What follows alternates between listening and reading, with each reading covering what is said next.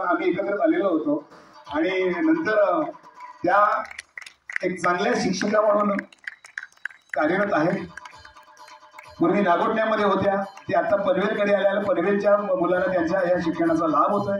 Chitralekha madam तुमचं खूप खूप धन्यवाद. हा 2 मिनिट बोला.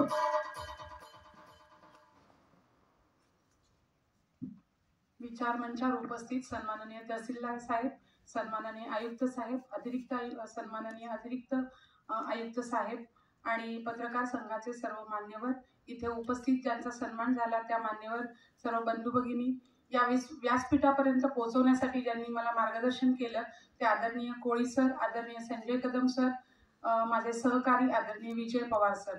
माझा परिचय मला प्राथमिक शिक्षिका म्हणून द्यायला जास्त आवडेल आणि भारतीय संविधानातली जी मूल्य आहेत, न्याय, स्वातंत्र्य, समता आणि बंधुता, संविधानाची कलमं आणि नियम आम्ही नाही मुलांना शिकवत, पण आपल्याला न्यायासाठी लढलं पाहिजे, झगडलं पाहिजे, लढायचं, भिडायचं आणि जिंकायचं. आणि जर कधी आपल्यावर अन्याय झाला तर लपून छपून न राहता, रडत कुडत न बसता, माझ्या छोट्या छोट्या मुलींनी सुद्धा मोठं व्हावं, यश तर मिळवावंच, पण आपल्यावर झालेल्या अन्यायाविरुद्ध किंवा आपल्या सहकार्याबद्दल झालेल्या अन्यायाविरुद्ध लढावं. म्हणून आपल्याला संविधान समजून घ्यायचं आहे.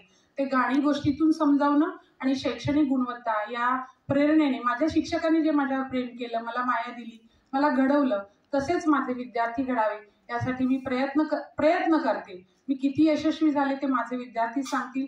आपण मला या विचार मंचावर सन्मानित केलं त्याबद्दल या पत्रकार संघाचे अध्यक्ष सन्माननीय शेडगे साहेब आणि सर्व पत्रकार बंधू भगिनी आणि सर्व मान्यवर आणि इथे जे पुरस्कार प्राप्त झालेले त्या सर्वांचं पुन्हा एकदा आभार आणि सर्वांना शुभेच्छा. धन्यवाद.